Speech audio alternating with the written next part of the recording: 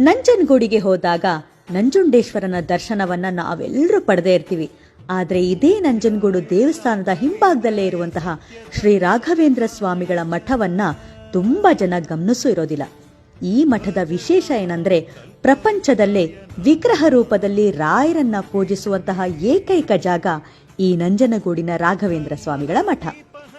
ಶ್ರೀರಂಗಪಟ್ಟಣದ ಕಾವೇರಿ ನದಿಯಲ್ಲಿ ಬಟ್ಟೆ ಒಗೆಯೋ ಒಬ್ಬ ಅಗಸನ ಕನ್ಸಿನಲ್ಲಿ ರಾಯರು ಬಂದು ಹೇಳ್ತಾರೆ, ನೀನ್ ಬಟ್ಟೆ ಒಗೆಯೋ ಕಲ್ನಲ್ಲಿ ನಾನ್ ಮೂಡಿದಿನಪ್ಪ, ನಾಳೆ ನನ್ನನ್ನ ಕೇಳ್ಕೊಂಡ್ ಬರೋ ಬ್ರಾಹ್ಮಣನ ಕೈಲಿ ನನ್ನನ್ನ ತಲುಪಿಸೋ ಅಂತ. ರಾಯರ ಮೂರ್ತಿಯನ್ನ 40 ಕಿಲೋಮೀಟರ್ ಹೊತ್ಕೊಂಡ್ ಬಂದು ತಲುಪಿಸೋದು ಸುಜ್ಞಾನ ತೀರ್ಥರ ಕೈಗೆ.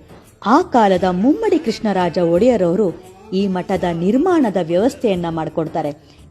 ಹೀಗೆ ಹಲವಾರು ವಿಶೇಷತೆಗಳಿಂದ ಕೂಡಿರುವಂತಹ ಈ ರಾಘವೇಂದ್ರ ಸ್ವಾಮಿಗಳ ಮಠಕ್ಕೆ ಒಮ್ಮೆ ನೀವು ಭೇಟಿ ಕೊಡಿ. ರಾಯರ ಕೃಪೆಗೆ ಪಾತ್ರರಾಗಿ. ಲೋಕ ಸಮಸ್ತ ಸುಖಿನೋ ಭವಂತು, ಸನ್ಮಂಗಳಾನಿ ಭವಂತು.